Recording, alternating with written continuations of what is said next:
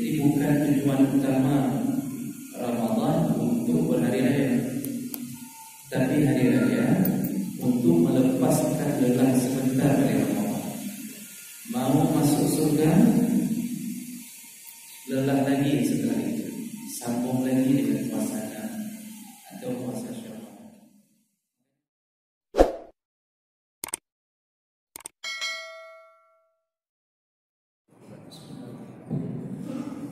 Assalamualaikum warahmatullahi wabarakatuh. Alhamdulillahirabbil alamin. Wa bihi nasta'in ala umuri dunya. Asyhadu an la ilaha illallah wa la syarika lahu wa asyhadu anna Muhammadan abduhu wa rasuluhu. Allahumma shalli wa sallim ala nabiyyina wa sayyidina Muhammadin wa ala alihi wa ashabihi ajma'in. Rabbi shrah li sadri wa yassir li amri wahlul 'uqdatam min lisani yafqahu qawli. Segala puji bagi Allah, kemudian salawat dan salam kepada Rasulullah, pada keluarga dan seluruh sahabat-sahabatnya yang saya muliakan, dan insyaAllah dimuliakan oleh Allah. Jemaah salat asar, bapak-bapak dan ibu-ibu telah berhadir. Semoga kehadiran kita tercatat sebagai pahala dari sisi Allah SWT. Bapak dan ibu-ibu yang dimuliakan Allah, hari ini kita akan mengulang kaji tentang adab berhari raya atau adab seputar hari raya Idul Fitri. Kenapa ini kita akan menjadi judul kita pada hari ini? Karena insyaAllah dalam hitungan hari kita akan segera masuk ke dalam bulan Syawal. Bahkan ada sebagian orang, walaupun sekarang masih 26 Ramadan, tapi badannya saja yang dalam Ramadan, otaknya sudah berada di hari-hari. Itu pikirannya, badan dan isi kepala sudah di hari-hari. Buktinya apa? Ada orang yang sudah tidak tarawih lagi, demi mengejar diskon. Ada orang yang sudah meninggalkan masjid-masjid Allah demi menjadi keluarga. Ada yang disibukkan dengan buat kue, padahal kue sekarang model ditunjuk, tapi dia tidak mau tunjuk, dia maunya suka buat sendiri. Jadi ada yang hilang akal sehat bahwa kita masih dalam Ramadan. Bapak Ibu yang dimuliakan Allah Subhanahu wa Ta'ala, satu Syawal itu diberikan Allah sebagai pemberian istirahat sebentar,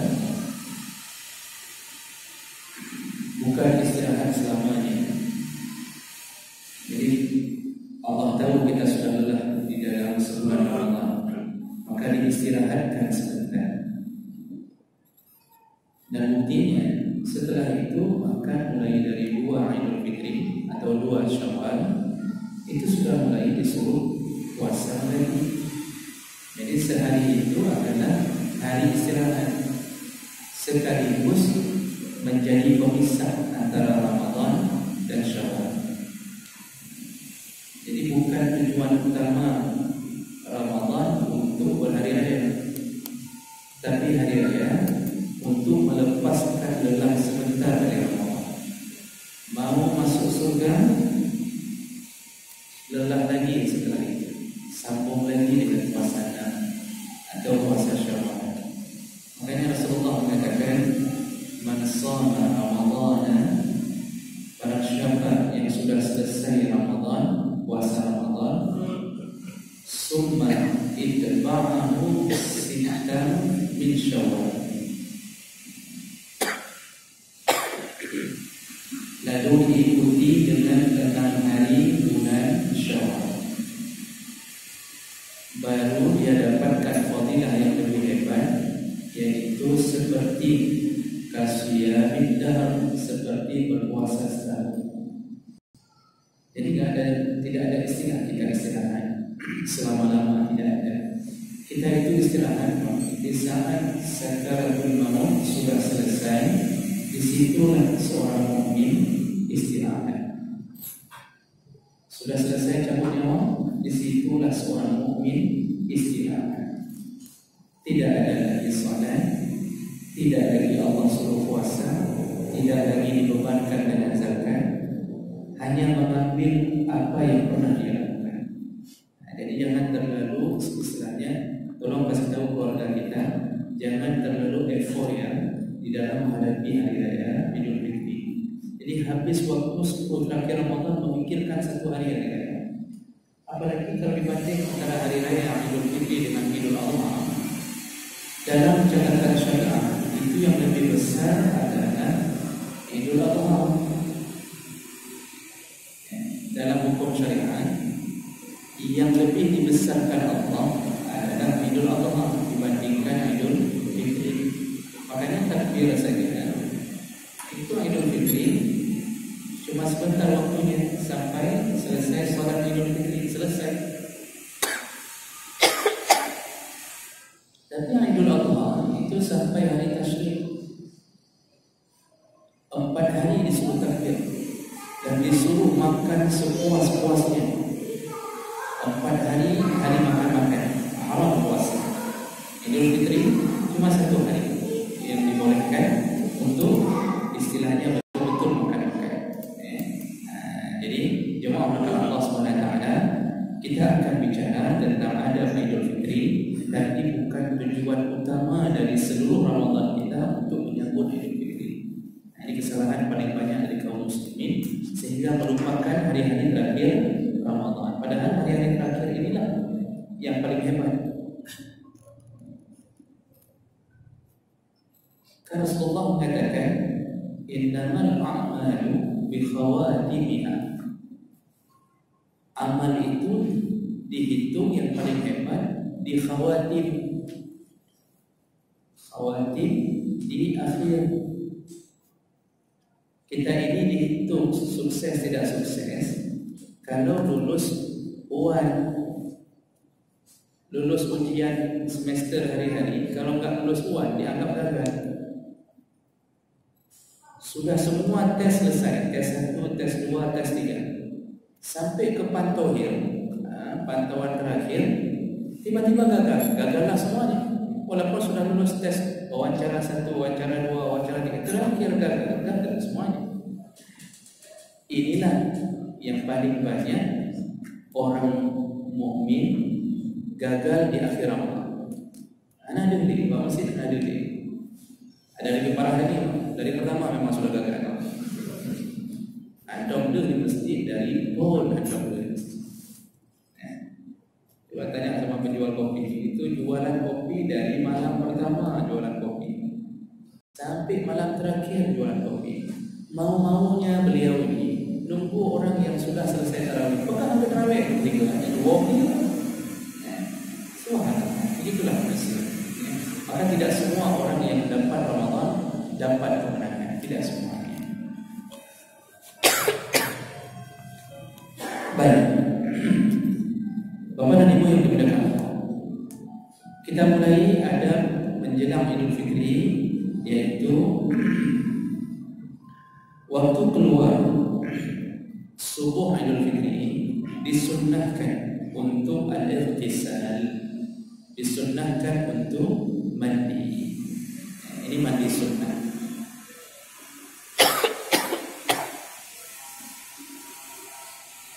Mandi sunnah ini karena disebut dengan bahasa salah satu daripada 5 objek hukum, maka membutuhkan niat. Dia butuh niat. Maka waktu mandi berniat mandi hari raya.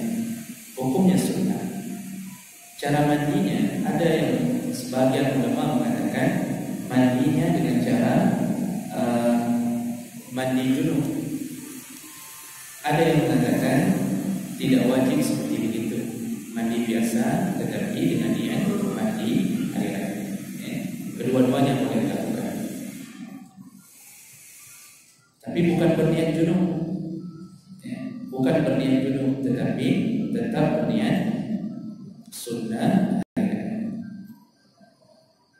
Berikutnya jawaban Allah, at-tatayyur.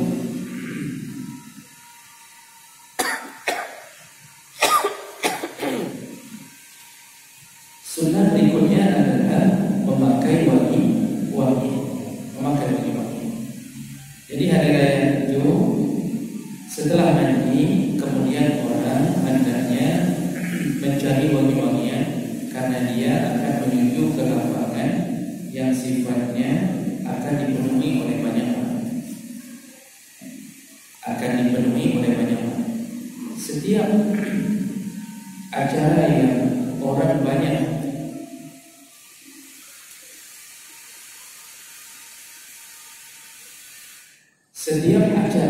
yang orang banyak berkumpul, maka adab kita itu memakai wangi-wangian. Apapun acara, terutama salat. Karena salat orang perlu menghadapi kekhusyuan. Jangan sampai gara-gara bau kita orang tidak khusyuk. Juga jangan sampai gara-gara bau orang kita tidak khusyuk. Jadi saling menjaga. Kalau urusannya berkumpul, maka setiap kali salat berjamaah Nabi menyuruh Allah sikap ini. Kemudian mau salat disuruh oleh Allah Subhanahu wa taala, "Khuzu zinatakum 'inda kulli masjid." Kalau engkau ingin ke masjid, lakukan salat pakai pakaian terbaik. Termasuk pakai pakaian terbaik adalah wangi-wangian.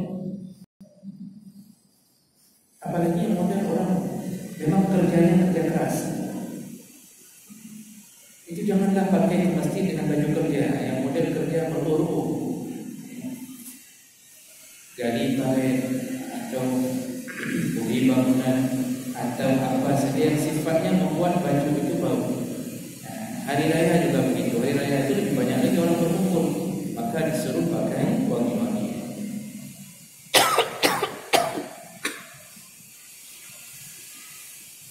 Ada berikutnya, labasus thiyab al-jadid.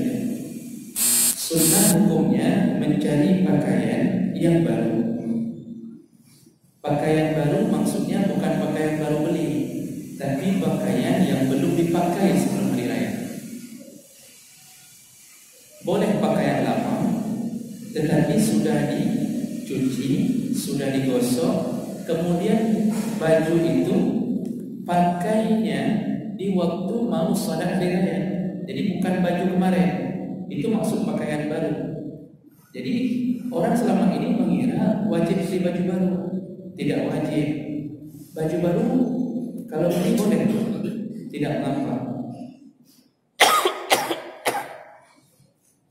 Apalagi kalau suami yang baik, itu biasanya beli baju baru untuk istri jelang hari raya. Bagus. Dia menghargai perjuangan istrinya. Kita nggak bisa menghargai lain istri, karena tidak mungkin kita mengalahkan amanah istri.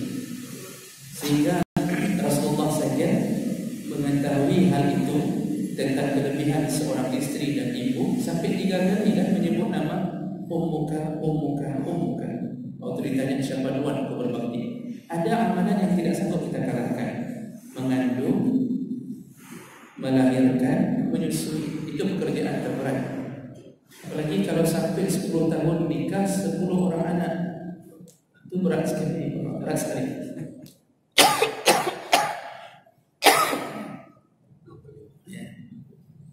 Dan kita tidak mampu mengalahkan. Maka satu-satunya untuk membuat sedikit menghargai perjuangan mereka itu dengan memberikan harta. Ya, menjelang hari raya mereka ini istri kita, istri-istri kita itu diberikan 500.000, 1 juta, silahkan belanja. Itu semua kelelahan hilang dari dirinya. Yang dia tidak pernah cium suaminya, hari itu loncat untuk cium suaminya. Kalau nggak percaya, bapak coba. Di mana bapak kasih habis tarawih 4 bank 1 juta, nyok untuk belanja kablo kadang-kadang, kablo yang 4 juta, loncat ya pak. Kalau dia sedang tidur, kita bayang-bayangkan uang di depan hidungnya, masya Allah, terbangun itu pak. Dan itu suami baik, tahu cara menyenangkan istri. Rasulullah itu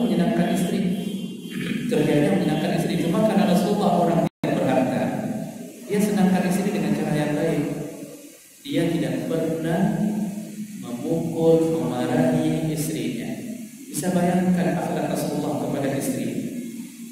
Ummu Salamah mau naik ke atas unta, dia turun, Rasulullah turun, dia taruh pahanya, dia turunkan tubuhnya, dia letakkan pahanya, lalu dia katakan kepada Ummu Salamah, naik ke atas pahaku, karena tidak sampai untuk naik ke atas. Naik istri Rasulullah ke atas paha, injak ke atas paha, baru naik ke atas. Masya Allah, itu Rasulullah. Kita pernah buka pintu mobil itu istri.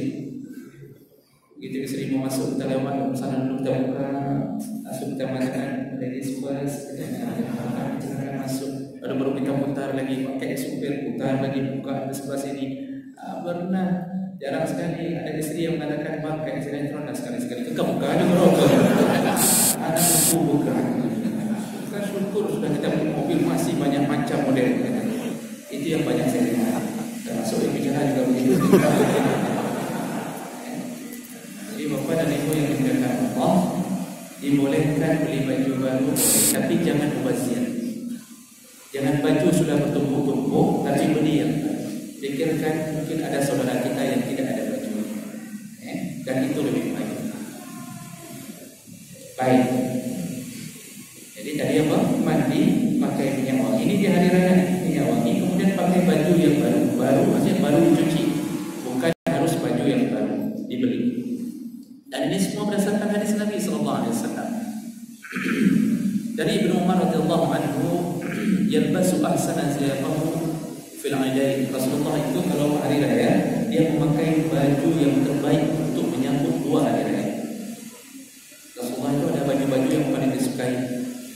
Dia ada baju jubah dari kainnya terbuat dari Yaman, itu paling disukai oleh Rasulullah SAW.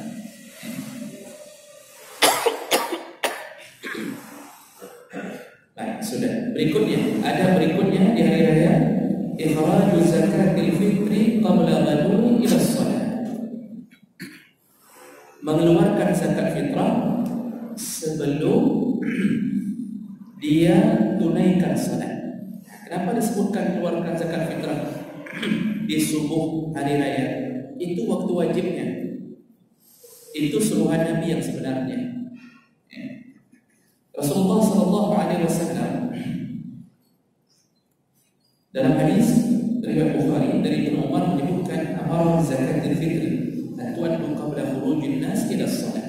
Rasulullah menyuruh membayar zakat fitrah sebelum orang-orang berkumpul untuk salat.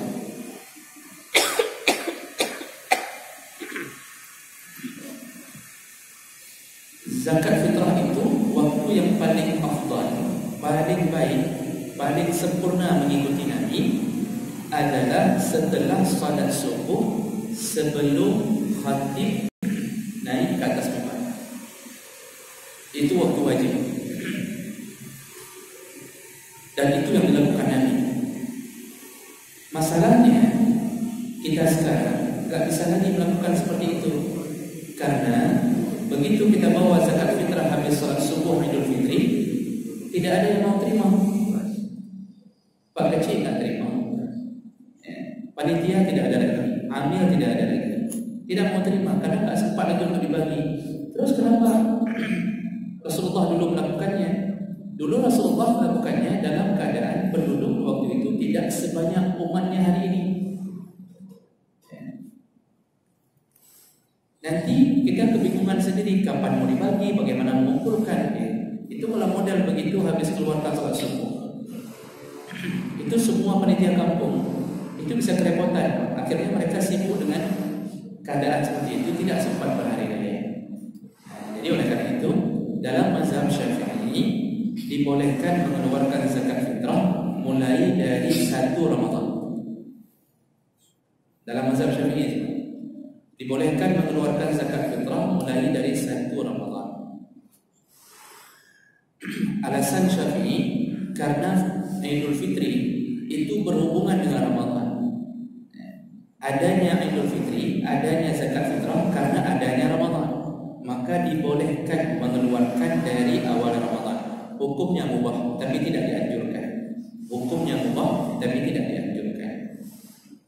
Dalam mazhab Maliki dan Hambali tidak boleh. Baru dinamakan zakat fitrah bila dikeluarkan 1 atau 2 hari sebelum Aidil Fitri. Dalam mazhab Malik dan Hambali, dengan dalil Rasulullah, kata Ibn Umar, Rasulullah amarana Rasulullah sallallahu alaihi wasallam, kami disuruh oleh Rasulullah sallallahu alaihi wasallam untuk ikhraj zakat al-fitri, mengeluarkan zakat fitrah yaum atau yaumain qabla al-Eid, 1 hari atau 2 hari sebelum Eid. Mereka mengambil dalil ini lalu menyatakan tidak sah zakat fitrah kecuali 1 atau 2 hari sebelum Idul Fitri. Mazhab Syafi'i yang membolehkan dari 1 Ramadan. Makanya panitia-panitia kampung kan, jangan zakat fitrah malam 25 udah terima, 26, 27, 28 berhenti di malam 29.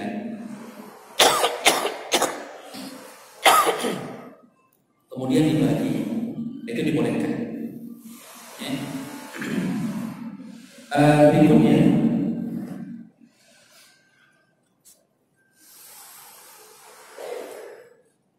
waktu zakat fitrah yang disuruh bayar, yang disuruh bayar, tapi bukan waktu paling afdal, disebut waktu wajib, yaitu mulai terbenam matahari terakhir Ramadan, buka puasa terakhir, itu sudah masuk waktu wajib bayar zakat fitrah sampai khatib berada di atas mimbar. Nah, itu orang yang belum bayar di waktu itu dia boleh bayar. Oh, rupanya ada orang yang lupa, lupa, kampung sudah tak terima lagi, sudah tutup. Bolehkah dia membaginya sendiri? Boleh. Walaupun yang lebih utama bagi amil. Tapi kalau dia lupa, lalu dia teringat malam hari raya, segera keluarkan. Cari fakir miskin yang mustahil zakat. Boleh bagi untuk fakir miskin sendiri kalau betul-betul lupa. Tapi kalau teringat, sebaiknya jangan bagi sendiri, kasih ke kampung. Kenapa? Karena zakat fitrah itu lebih utama ke pemerataan. Kalau semua orang bagi sendiri, maka bertumpuk ke salah satu orang miskin, karena menganggap dia yang paling layak, ini yang paling layak, sehingga orang miskin lain tak dapat. Tapi kalau kasih ke ambil di kampung, diratakan oleh kampung. Cuma yang jadi aneh, nah ini aneh, ada kampung-kampung waktu bagi zakat fitrah, baginya ke semua lagi. Mana merumpuk lah. Ada 300 kakak, 300 kakak merumpuk lagi. Nyopat bunuh. Ini mana belajarnya ini zakat fitrah kembali ke semuanya? Zakat fitrah itu kalau dilihat siapa yang berhak menerima, itu memang sama dengan zakat harta. 8 orang mustahik. Haram terima zakat, baik zakat haram diterima kepada beberapa orang. Yang pertama, orang kaya. Ukuran kaya, dia ada gaji cukup untuk keluarga, tidak ada kekurangan. Modal-modal gaji 2,5 juta ke atas, itu tidak boleh terima. Kalau dia yakin dirinya kaya, tolak zakat, jangan terima zakat. Ada model ustaz buka balai pengajian. Sebahagian ulama memasukkan salah satu kalimat fi sabilillah. Sebenarnya fi sabilillah itu mujahid, orang berjihad fi sabilillah, tapi diluaskan maknanya dari salah satu 8 penerima. Diluaskan maknanya, semua yang mengajarkan agama itu boleh masuk fi sabilillah. Tetapi harus faham dulu, kalau yang mengajar itu kaya, maka dia ada penghalang menerima zakat. Maka sebaiknya dia tolak, jangan dia kumpulkan zakat pada dirinya. Habis zakat kampung-kampung, Pak Zino Ustaz, Pak Zino Nipu. Padahal rumah dia besar, dia hidup mewah, naik Pajero, ada supir, istri 1. Kalau istri banyak belum tentu kan, banyak harus bagi Pak. Ini orang yang model begini, walaupun dapur no ikrar, itulah ada ke. Jangan terima zakat. Kalau kita memang termasuk ada penghalang menerima zakat. Ini kok suka terima zakat? Yang disuruh berbagi, bukan disuruh sawok, disuruh terima. Jadi hati-hati panitia, jangan kasih zakat ke orang yang dianggap mampu. Yang mampu kalau datang, kalau salah panitia salah, arti salah prediksi, ternyata dia mampu, tolak. Di masa Abdul Aziz, Umar bin Abdul Aziz, Bani Umayyah, itu orang beron-ron tolak zakat. Semua menolak zakat karena merasa dirinya mampu. Diberikan zakat, dia tolak. Kasih ke samping saya, dia lebih miskin. Waktu dikasih ke sana, tolong kasih ke sana. Dia lebih miskin, saya tidak berhak. Semua menolak. Ini menunjukkan lapangnya dada. Ini ada orang kaya tapi miskin hatinya. Orang yang kaya tapi hatinya miskin, selalu mencoba untuk menerima zakat. Yang kedua, orang yang diharapkan terima zakat, baik zakat harta maupun zakat fitrah, orang yang ditanggung nafkah. Orang tua tak boleh kita kasih zakat kita. Kenapa? Dia orang yang wajib ditanggung nafkah kalau miskin, bukan orang yang boleh kita berikan melalui zakat. Kita punya anak miskin, tak boleh kasih zakat. Tak boleh kasih zakat karena anak wajib kita tanggung nafkahnya kalau miskin. Yang ketiga, turunan Nabi sallallahu alaihi wasallam, berdasarkan hadis waktu Hasan dan Husain diberikan oleh sahabat dari Baitul Mal, ada makanan kurma diberikan dari Baitul Mal yang orang meniatkannya zakat. Lalu ketemu Rasulullah, kata Rasulullah kepada cucunya ini, dari mana makanan ini? Kata mereka dari Baitul Mal. Kata Rasulullah, buang, kata Rasulullah. Turunan Rasulullah tidak boleh menerima zakat, kata Rasulullah. Nah, sekarang yang merasa diri turunan Rasulullah, jangan terima zakat. Yang bukan ada turunan Rasulullah, itu boleh. Yang merasa diri turunan Rasul, jangan terima zakat. Jangan ngaku-ngaku saja turunan Rasul. Kalaupun mengaku turunan Rasul, akhlak harus sesuai dengan Rasul. Jangan turunan Rasul pun pacu di mana. Jangan begitu. Jangan permalukan Rasul kalau sudah mengaku turunan Rasul. Bisa-bisa betul turunan Rasul, tapi dari sebelah belakang kan bahaya juga. Jadi Bapak dan Ibu Allah Subhanahu Wa Taala, kalau datang zakat fitrah ke rumah merasa diri mampu, jangan terima zakatnya. Baik. Jadi makanya adab sebelum berhari raya, selesaikan urusan zakat. Jadi waktu yang wajib setelah terbenam matahari. Waktu paling afdal setelah solat subuh sebelum khatib naik ke atas mimbar. Waktu yang masih dimaafkan tapi makruh, yaitu setelah khatib turun dari atas mimbar sampai terbenam matahari hari raya Idul Fitri, itu waktu makruh. Tapi masih sah dalam kesepakatan 4 mazhab, masih sah. Cuma tidak disukai oleh Allah. Orang yang bayar zakat fitrah setelah selesai salat Id itu tidak baik lagi. Tapi zakatnya masih sah. Sama seperti orang datang salat Jumat setelah khatib naik di atas mimbar, sah Jumatnya. Cuma tidak mendapatkan pahala Jumat. Hari itu sah, kecuali dia uzur, betul-betul di rumah sakit turun mentret keterusan dari jam 12 sampai setengah 1, pulak balik. Nah itu urusan Allah memaafkannya. Waktu haram yang terakhir adalah waktu setelah terbenam matahari Idul Fitri. Itu waktu haram. Langsung kita dianggap tidak memberi zakat. Itu berdosa besar. Dan Ramadannya bisa bermasalah karena ada hadis yang menyebutkan tentang tidak akan disempurnakan Allah Ramadan, puasa Ramadan kita sampai ditunaikan zakat fitrah. Nah, ini ada menjelang berikutnya. Ini belum selesai baru 3, baru sampai mandi dengan pakai baju, kan belum salat. 2 menit dari setelah itu silakan bertanya. Nyontek kalau sudah bertanya, mampu nanti pertanyaannya enggak ini lagi, enggak sesuai lagi dengan poinnya. Berikutnya, disunnahkan memakan sesuatu sebelum keluar waktu salat Idul Fitri. Disunnahkan memakan sesuatu sebelum keluar menuju ke salat Idul Fitri. Berdasarkan hadis Nabi sallallahu alaihi wasallam, kana la yaghdu yawmal fitri hatta yat'am. Rasulullah tidak keluar menuju Idul Fitri sampai dia makan sesuatu. Apa yang dia makan? Dalam hadis yang lain, kana la yaghdu yaumal fitri hatta ya'kulu tamara. Rasulullah tidak keluar ke hari Idul Fitri sampai dia memakan beberapa tamar. Sampai dia memakan beberapa biji kurma.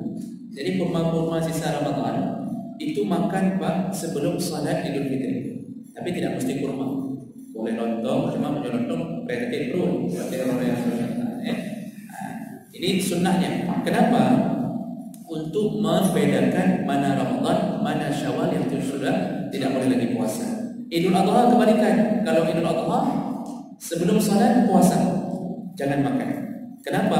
Apa alasannya? Karena makanan yang terbaik yang dia makan adalah binatang sembelihannya sendiri. Makanya disuruh puasa dulu. Karena Rasulullah habis hari raya langsung sembelih. Setelah itu yang dia cicipi pertama sekali Idul Adha adalah makanan sembelihannya sendiri. Sempurna pahala sembelihannya. Kalau panitia menyembelih di hari ketiga tasyrik, jangan makan-makan. Nanti setelah hari ketiga tasyrik baru makan makanan sembelihan sendiri.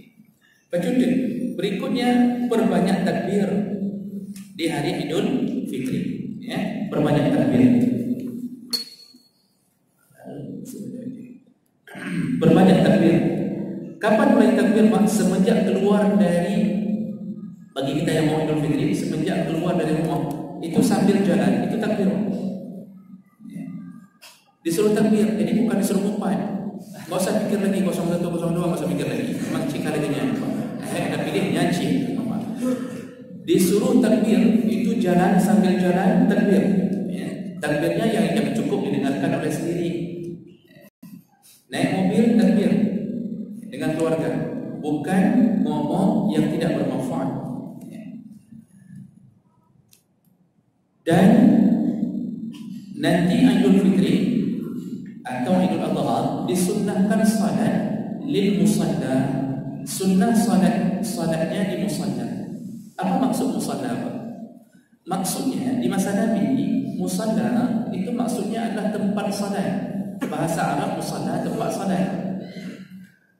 Adakah Nabi akan salat di musalla kecil-kecil padahal ada masjid Nabi? Mungkinkah Nabi salat di musalla kecil-kecil di sekitaran Madinah padahal ada masjid Nabi? Tidak mungkin. Yang dimaksud musalla di sini yang dijelaskan oleh para ahli fikih adalah padang pasir, padang yang luas. Makanya Nabi selalu salat di padang yang luas, di tanah lapang. Itu sunnah salat hari raya.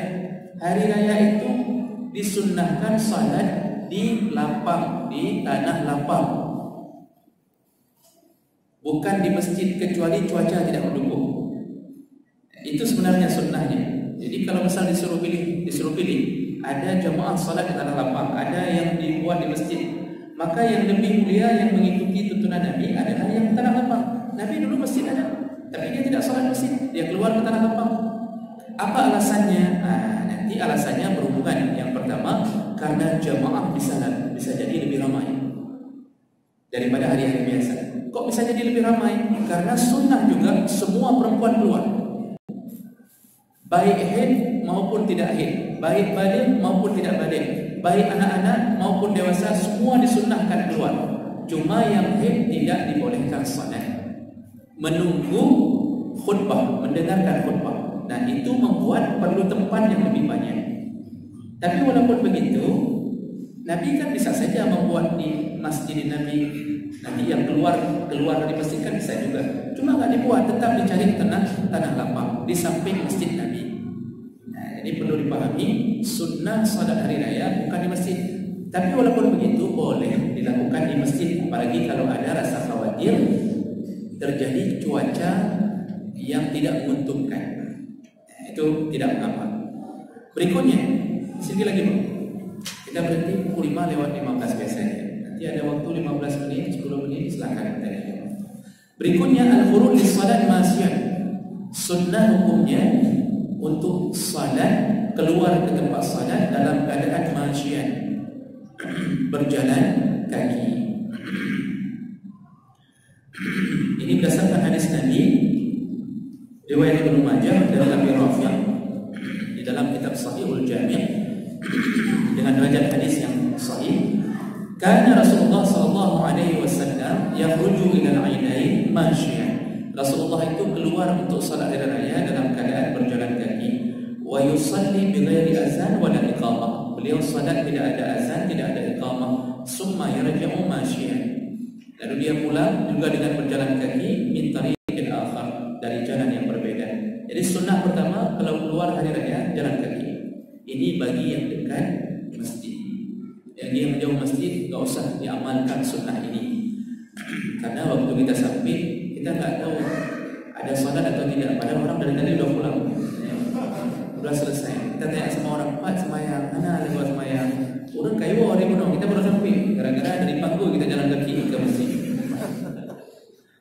Ini yang dekat dengan masjid, sunnah pakai jalan dengan kaki. Dengan kaki maksudnya pakai sandal, bukan kaki ayam, pakai sandal. Oh, nggak bisa jalan dengan mobil, sama. Nah, dan juga sunnah hukumnya sekaligus dalam hadis ini, waktu pergi berbeda dengan waktu pulang. Pilih jalur yang berbeda. Itu khusus hari raya. Pergi dari jalan A, pulang dari jalan B. Itu sunnahnya. Disebutkan tadi apa? Wa yarji'u, Rasulullah itu waktu pulang masyian dengan jalan kaki fi tariqin akhar, dari jalan yang berbeda. Jadi kalau Bapak pergi dari Panggung misalnya, tanya lalu semuanya masuk, di mau salat di mana? Sudah, nanti waktu pulang itu putar Pak dari jalan lain, putar jalan lain, jadi jangan mandang kuli deh, itu pahalanya besar sekali, sempurna mengikuti gaya Nabi Sallallahu Alaihi Wasallam. Apa hikmahnya Pak disuruh jalan yang berbeda? Untuk mempererat ukhuwah, berjumpa dengan banyak kaum muslimin. Waktu pergi jumpa dengan tetangga, assalamualaikum, assalamualaikum. Kan di situ pulang, pergi baru salam, mohon maaf lahir batin dan segala macam. Pulang ketemu dengan tetangga yang berbeda dari jalan yang berbeda. Ini pahalanya besar. Setiap kali kita berjabat tangan dengan sesama muslim ikhlas karena Allah, gugurlah dosa-dosa. Hadis Nabi Sallallahu Alaihi Wasallam. Makin digogok, makin bersih banyak dosa yang dia. Tapi enggak disebutkan dalam hadis begitu. Jadi Bapak dan Ibu melakukan Allah Subhanahu Wa Taala. Disunnahkan pulang dari jalan yang berbeda. Kemudian tidak ada salat tahiyat sebelum salat Aid. Jadi tidak ada yang namanya tahiyat lapangan. Kalau kita masuk ke masjid, yang ada salat tahiyatul masjid karena urusan masuk masjid. Yang kenapa para ulama menyebutkan ini? Tidak ada salat apapun sebelum salat Aid, karena memang Nabi salat di lapangan, tidak ada salat tahiyat. Masih ada Pak, kita lihat orang datang ke lapangan, dia sembahyang 2 rakaat ini. Itu tahiyat lapangan itu dari mana dapatnya? Tidak ada tahiyat lapangan. Tapi kalau masuk ke masjid, karena ada sunnah melakukan tahiyatul masjid, bukan berhubungan dengan hari raya, tapi berhubungan karena masuk masjid. Jadi bukan karena salat sebelum hari raya, tapi salat karena masuk masjid. Dan yang terakhir,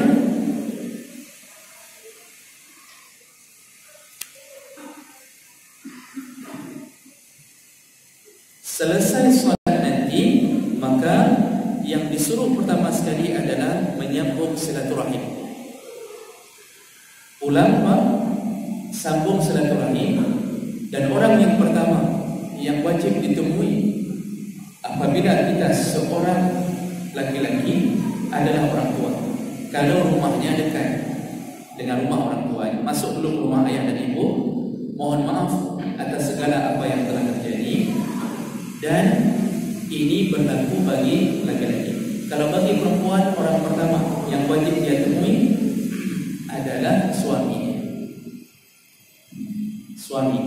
Suaminya pulang, itu sambut, lalu kemudian dibolehkan untuk bersalaman atau lakukan apa saja yang sifatnya memohon maaf.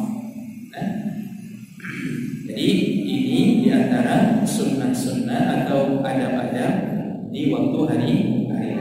Baik, saya berhenti di sini. Ada waktu sekitar 15 menit ke depan. Silakan Bapak dan Ibu kalau ada hal yang ingin ditanyakan. Baik.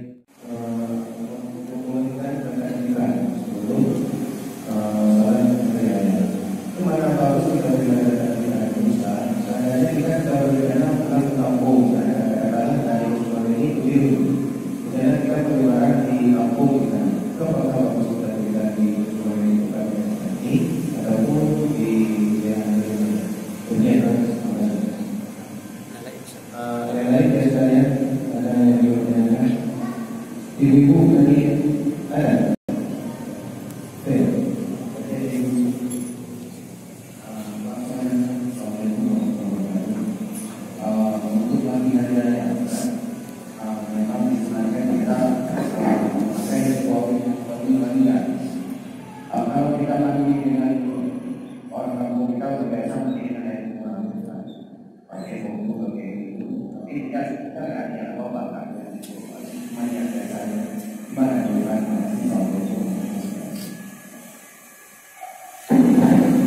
Pertanyaan pertama dari Ustaz Fahrul.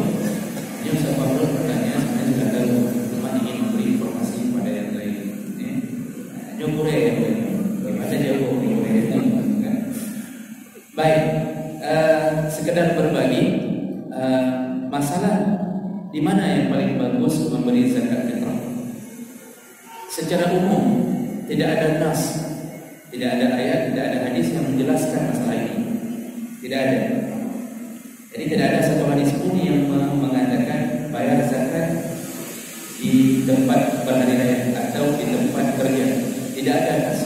Tetapi karena tidak ada nas yang khusus, para ulama sedikit khilafiyah dalam memahami masalah ini. Kalau zakat fitrah itu zakat badan. Zakat badan. Sebahagian besar para ulama menyangkutkan dengan di mana beradanya badan di malam hari raya. Jadi khilafiyahnya ada sebagian mengatakan di tempat dia kerja. Tapi yang lebih banyak saya baca pendapat yang mengatakan di mana badannya berada di malam hari raya. Itu yang terbaik, membayar zakat fitrah. Bapak berencana pulang kampung ke Banda Aceh. Pulangnya rencana 27 Ramadan. Kalau rencana berhari raya di sana, maka lebih baik bayar zakat fitrahnya di sana. Itu pendapat yang paling banyak, walaupun ada khilafiyah. Nah, karena dihubungkan dengan badan. Nah, tapi lihat-lihat dulu Bapak Ibu, lihat-lihat. Kalau kira-kira di sana takut kalau kita datang juga sudah ditutup masa penerimaan zakat fitrah, maka boleh diwakilkan kepada keluarga yang di sana. Jadi kita kirimkan uang, suruh beli beras di sana, bayarkan atas keluarga kita di sana. Boleh diwakilkan. Kalau tidak mungkin, nggak mungkin, maka tidak mengapa membayar di tempat dia berada sebelum hari raya. Tidak mengapa. Tapi yang lebih diutamakan di mana badan berada di malam hari raya. Itu yang lebih utama. Baik. Berikutnya mandi dengan wangi-wangian bunga-bungaan dan segala, tapi tidak berniat. Khusus ibadah mahdhah. Ibadah mahdhah, ibadah yang sudah diatur proseduralnya. Artinya ada dari yang menyebutkan Nabi suruh mandi, seperti mandi junub, kemudian mandi sebelum Jumat.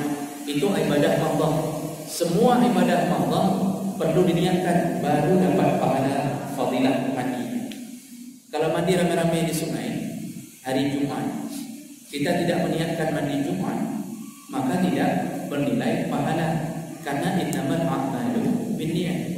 Yang bisa membedakan satu ibadah dengan ibadah lain pun dengan niat. Orang berdiri 2 rakaat, nggak ada yang tahu itu salat apa yang dia lakukan. Yang tahu cuma dia sendiri, tergantung niatnya. Bisa jadi salat tahiyat, bisa jadi salat sunnah qabliyah, bisa jadi salat sunnah wudu. Yang tahu salat itu cuma dia, maka disitulah butuhnya. Begitu juga mandi. Kalau mandi biasa tidak diniatkan mandi Idul Fitri, Idul Fitrinya sah, cuma tidak dapat fadilah mandi Idul Fitri. Jadi perlu niat.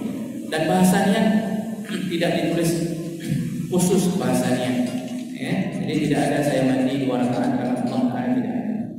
Boleh niat sengaja saya mandi Idul Fitri karena Allah Ta'ala, maka itu sudah dianggap niat mandi. Baik. Kira-kira begitu Bapak Ibu. Masih ada 1-2 menit lagi. Ada lagi yang satu. Ada lagi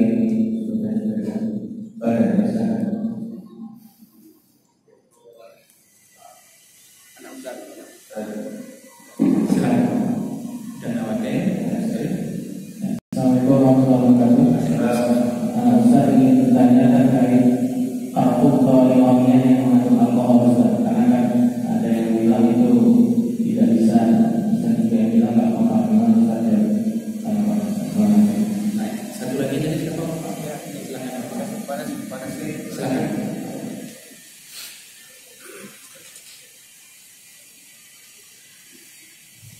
izinkan saya menanyakan tentang zakat harta. Jadi menyangkut dengan yang saya tadi, saya kebetulan ada sedikit zakat untuk tahun ini, namun belum habis saya bagikan kepada yang berhak. Tiba-tiba tentang anak-anak pesantren ke rumah saya tidak terima. Tadi saya ceritakan berdoa untuk beli ikan, lumayan harganya. Yang berkatakan boleh saya sediakan beli ikan untuk dia beli ikan barang 2 atau 3. Terima kasih. Waalaikumsalam warahmatullahi wabarakatuh. Pertanyaan pertama, masalah memakai wangi-wangian tapi bercampur dengan alkohol. Ini permasalahan minyak wangi yang bercampur dengan alkohol. Para ulama waktu membicarakan ini ada khilafiyahnya. Artinya ada yang mengatakan boleh, ada yang mengatakan tidak boleh.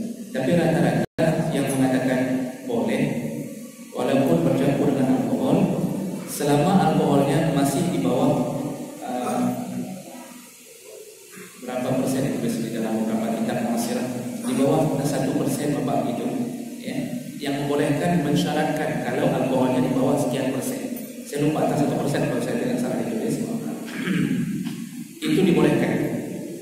Sebab alkohol itu yang paling diharamkan dikonsumsi, sedangkan dipakai itu dianggap masih dibolehkan kalau di bawah kadar sekian. Artinya kalau alkohol hanya digunakan untuk menspray, memercikkan supaya kembang minyak wanginya, dalam pandangan sebagian ulama masih dibolehkan.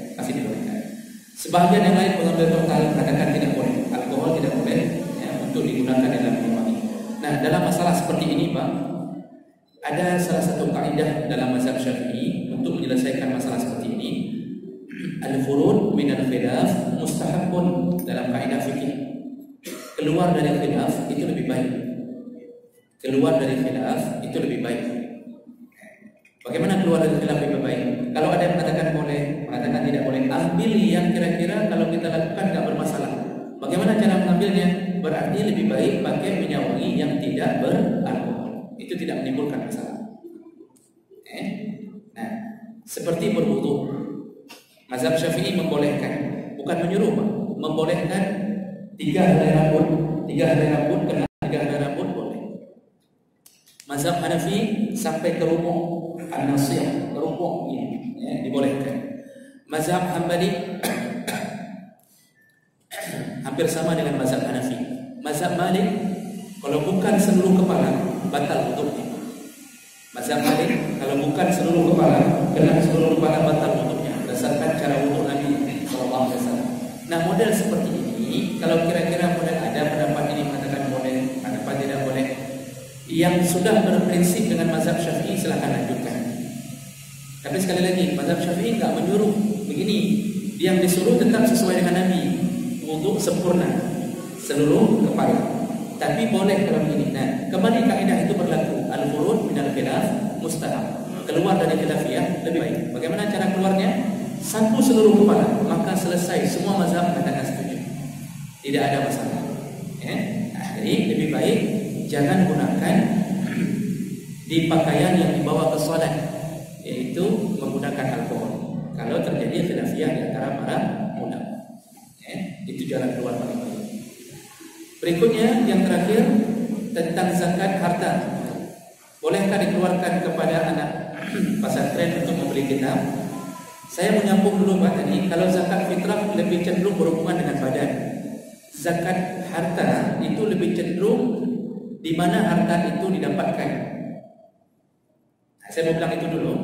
Kalau zakat fitrah lebih baik bayar di mana badan berada, zakat harta di mana harta itu berada. Maka di tempat kita kerja, misalnya yang datang kerja di Persemawe dan Medan, Padang, dari mana-mana, zakat gaji itu lebih bagus keluarkan di mana dia berdomisili. Dia tinggal di sini, bayar di sini. Makruh hukumnya memindahkan zakat harta ke tempat lain, makruh. Selama di sini masih ada mustahik yang membutuhkan. Berbeda tadi dengan zakat fitrah. Nah, kemudian pertanyaannya, bolehkah diberikan kepada anak pesantren? Boleh. Anak pesantren itu dimasukkan ke dalam perkembangan makna fi sabilillah. Dia bisa kena fi sabilillah, orang yang sedang berjuang fi sabilillah menuntut ilmu. Kalau dia anak rantau, dia bisa masuk ke dalam ibnu sabil, orang yang sedang musafir. Jadi dibolehkan memberikan zakat kepada orang-orang yang fi sabilillah menuntut ilmu, apalagi memang dalam keadaan memang tidak mampu untuk membeli kitab, kecuali dengan zakat. Dibolehkan, tidak mampu. Jadi yang penting 8 itu, jangan keluar dari 8 kelompok yang ada di dalam surat Al-Hujurat ayat 60. At-Taubah ayat 60. Jangan keluar dari 8 orang itu. Sampai ke orang yang berhutang, terlilit hutang boleh bayar zakat. Baik zakat harta maupun zakat fitrah boleh. Tapi syaratnya orang yang berhutang itu hutangnya untuk kebutuhan pokok. Dia sudah terlilit hutang karena kebutuhan pokok, sudah hutang beras terus-terusan, enggak sanggup bayar lagi. Bapak datang ke kedai, bayarkan bon beras dia. Kalau dia terhutang untuk zakat, untuk kebutuhan pokok, atau pak kecil terhutang gara-gara mendamaikan suku yang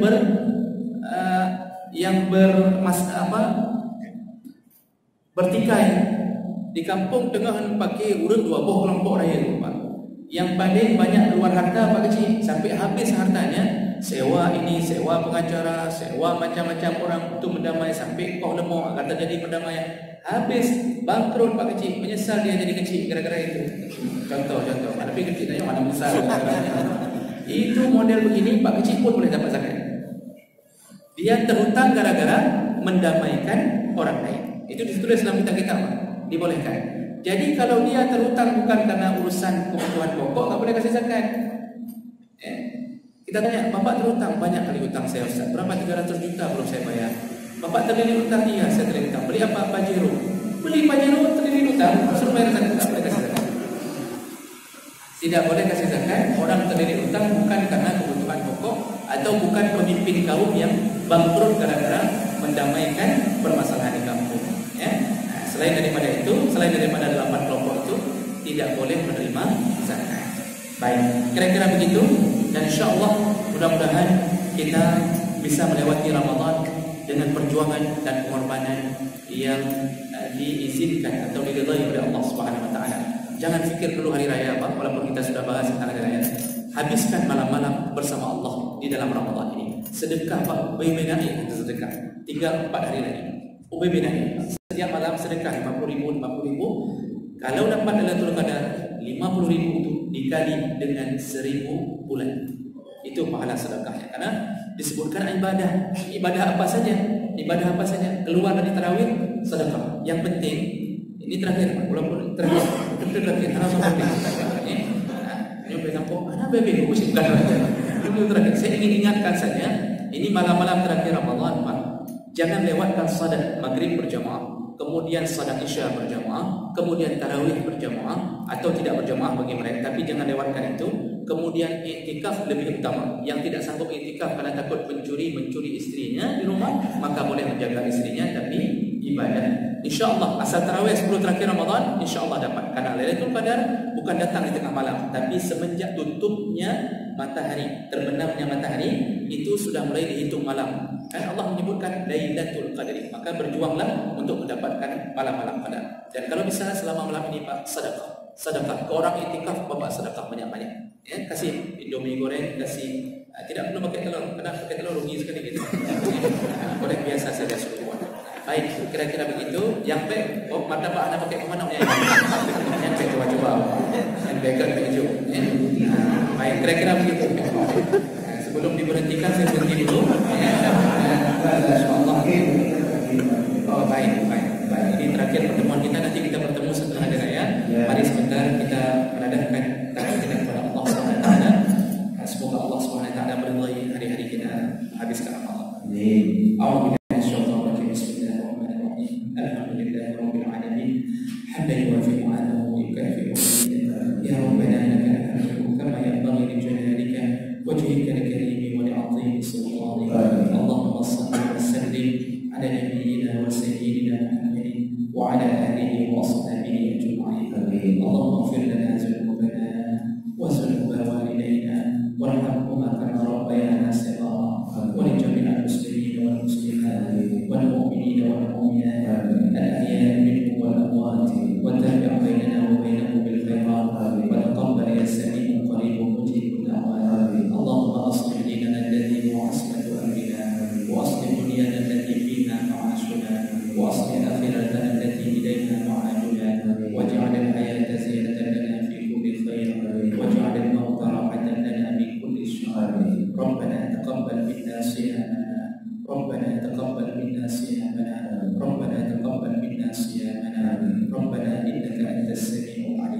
ربنا تقبل منا دعاءنا إنك أنت السميع العليم وتب علينا إنك أنت التواب الرحيم ربنا لا تجعل مصيبتنا في ديننا ولا تجعل الدنيا أكبر همنا ولا مبلغ علمنا ولا تسلط علينا بذنوبنا من لا يخافك ولا يرحمنا ربنا آتنا في الدنيا حسنة وفي الآخرة حسنة وقنا عذاب النار والحمد لله رب العالمين. Demikian Bapak dan Ibu Allah, sampai kita bertemu di malam-malam hari seperti biasa sesuai jadwal setelah hari raya insyaallah. Kita tutup dengan